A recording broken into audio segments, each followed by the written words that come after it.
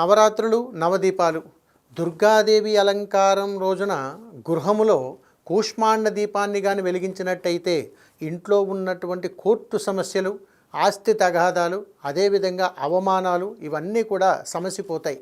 కాబట్టి కూష్మాండ అఖండ దీపాన్ని వెలిగించండి. అమ్మవారి ముందున ఒక కూష్మాండాన్ని తీసుకొచ్చి 2 భాగాలుగా చేసి దానిలో ఉన్న మిశ్రమాన్ని తీసి నిండుగా నేతిని వేసి అందులో ఒక అఖండ ఒత్తును పెట్టి జ్యోతిగా వెలిగించండి. ఆ జ్యోతిని అమ్మవారికి సమర్పించండి. ఈ సమస్యల నుంచి బయటపడండి. అమ్మవారి అనుగ్రహాన్ని పొందండి.